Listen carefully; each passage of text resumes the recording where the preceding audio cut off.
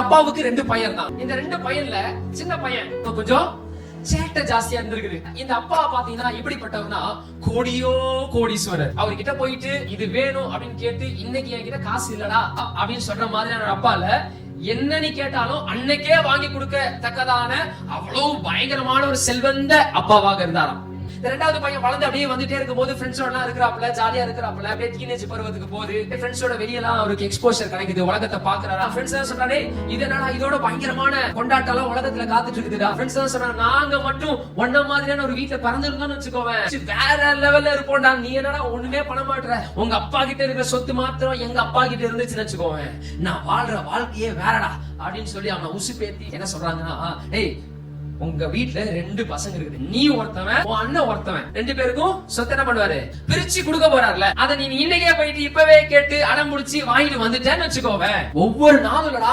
ஒவ்வொரு நிமிஷமும் குதூகலத்திலே இருந்துக்கலாம் பாத்துக்கோ. அப்படி இவனும் அதெல்லாம் கேட்டு ஆசைப்பட்டு அந்த மோகத்தை எல்லாம் பார்த்து அப்படியே வந்து அப்பா கிட்ட போய் நின்னு கேக்குறான், அப்பா என்னுடைய பாகத்தை கொடுங்க அப்படின்னு கேட்கும் போது அவங்க அப்பாவுக்கு நெஞ்சே உடைஞ்சு போயிடுது. என்னப்பா வேணும், என்ன குறைப்பா, ஏன் இப்பவே இவ்வளவு சீக்கிரமா இப்படிப்பட்ட வார்த்தையெல்லாம் பேசுற, என்ன பாகம், இது எல்லாமே உனக்கும் தானே, எனக்குன்னு சொன்னீங்கன்னா என்னுடைய பாகத்தை பிரிச்சு கொடுத்துருங்க, அதை எனக்கு வேணும் அப்படின்னு சொல்லி ரொம்ப அடம் பிடிக்கிறான். இந்த தகப்போடு சொல்லி பாக்குறாரு. அந்த இளைய மகனுக்கு அந்த நண்பர்களுடைய வார்த்தையினால அப்படியே கவரப்பட்டதுனால அவனுக்கு பாருங்க ஒண்ணுமே புரியல.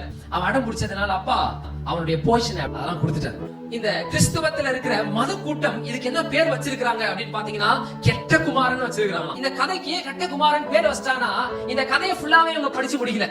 ஆக்சுவலா இந்த கதை இளைய குமாரனுடைய கதையும் கிடையாது, மூத்த குமாரனுடைய கதையும் கிடையாது. இந்த கதை யார பற்றிய விஷயம்னா இது அப்பாவின் கதை.